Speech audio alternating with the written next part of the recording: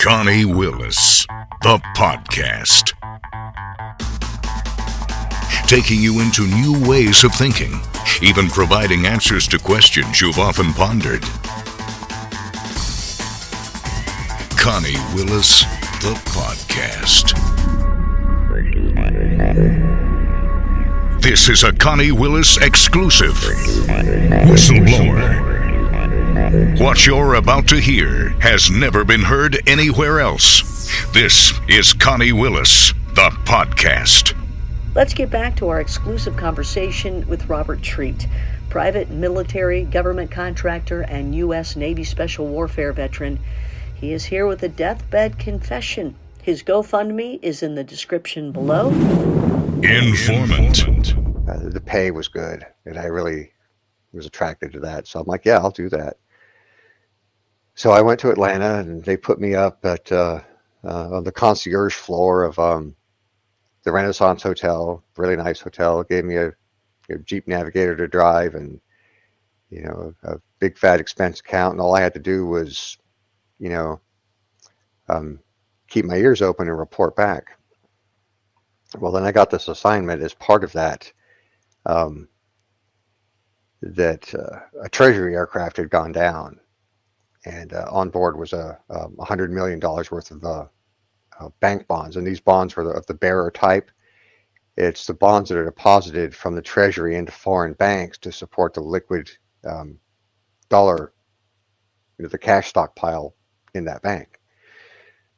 So this $100 million was destined somewhere, but it went down in mountainous region of the Philippines called Mindanao, and the crates had been recovered by the locals.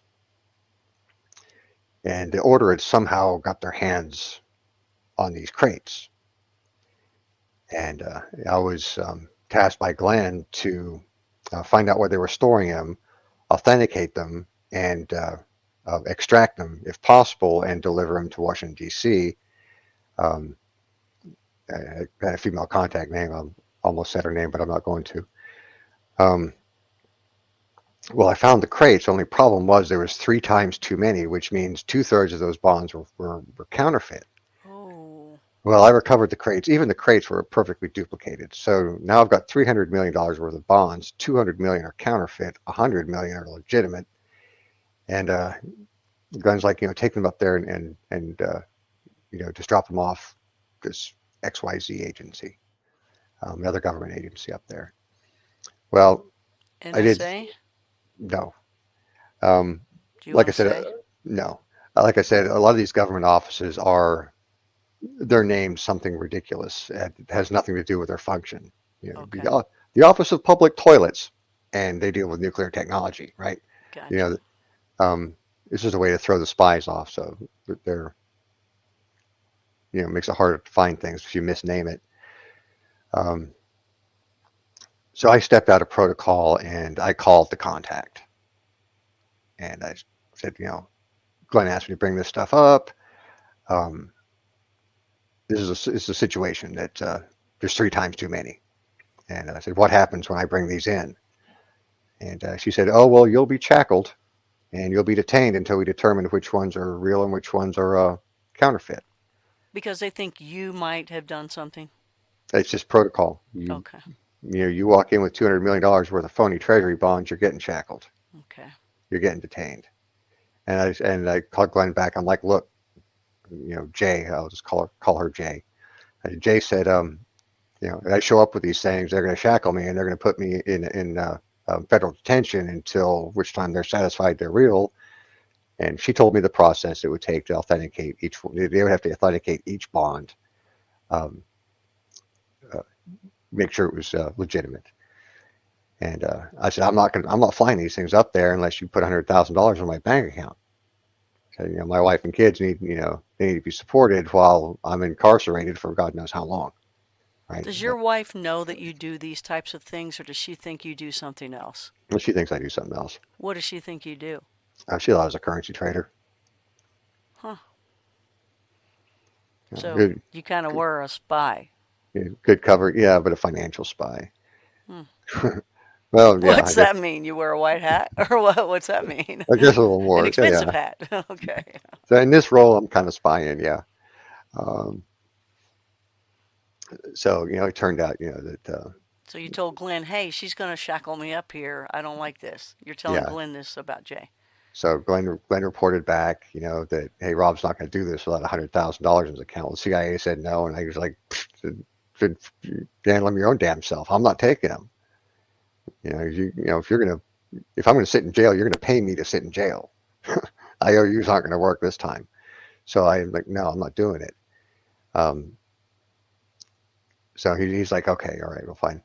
Well, my role, my little act at this order had been so convincing that their minister of finance, who was still not recovering, his surgery and transplants had not gone well. So he's still down. So they asked me to join the order permanently. They have no idea that, I'm there on assignment. Oh. I tell Glenn, I'm like, hey, they just asked me to be inducted into the order. He's like, do it. I'm like, all right. This is a Connie Willis exclusive on Connie Willis, the podcast. So I tell them, okay, I accept. And they're getting everything ready. I'm going to be inducted into the order. I'm now going to be an insider, like one of the elite, right? Power. Wealth beyond the dreams of avarice, So we Is that how it works? oh yes. You become one of them, you're one of you. Ever wonder how these idiots become so rich? Yes. I wonder that all the time. That's how. That's how. Because they get inside. They get inside and provide something that the other insiders want, and quite often it's something nasty. Well, you're providing more money for them, or ways to get more money. What are you providing for them? Oh, I was through my years of working in arranging financing, and so I cultivated a lot of banking contacts that enabled me to do some pretty fantastic things. And I'd even helped the Federal Reserve Board of Governors penetrate one of the most sophisticated scams ever heard of. They couldn't figure out how this thing worked. And I cracked that one for them. These were some powerful people that were just getting ripped off. I mean, big money too. And they knew that was you, that you were that guy. And so they tasked me with figuring out what this is. One of the top ranking members of the Federal Reserve Board of Governors asked me to figure it out because they couldn't. Treasury couldn't. And I did figure out what it was, and it was a scam based on a misunderstanding. You got all these people out there committing a scam. They have no idea they're committing a scam because they believe it's real. Even the scammers think they're real. They're scamming themselves. And it turned out that somebody saw something they shouldn't have seen happening, and they misinterpreted it. And they built a get-rich-quick scheme out of it that could only work if it was a Ponzi. Because they were trying to invest money in something that didn't exist, but it did exist, just under a different name. They got the whole thing wrong. See, in the financial world back then, everything, all the desks, your phones were hardwired in. So you pick up this phone, right, and you're with, the bond department credit layonnaise, right? That's the desk. So there's no need to talk about what the instrument is. So if I'm trading currency, right, and I need to buy Deutschmarks from Deutsche Bank, right, I just pick up this one phone. It connects me to that appropriate desk in Deutsche Bank in Germany, in Berlin or whichever branch it is, right? Connects. So when that guy picks up the phone, you say, I buy 100 million of the instrument. Okay, well, the instrument is Deutschmarks. But the instrument is subjective depending on which phone you're on, right? So somebody obviously saw it and thought that, that the instrument was an actual singular thing, right? So it became a slang term. The market name for it became prime bank guarantee. right? And people were counterfeiting these things and stealing bank stamps and bank letterhead and making prime bank guarantees and floating them around the market. Right? Well, I cracked that whole scam wide open, figured out what it was, reported back that this attorney who reported into the Board of Governors, and that cultivated me a lot of contacts, in the banking industry through that. So I was able to do things for the order and help them out and, move money around and make things happen.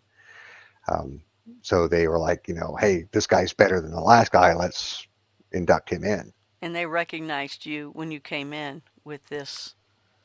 Oh yeah, because I had already had a reputation in the banking industry. So it was just, it was natural I'd be the one that Glenn would ask to do that.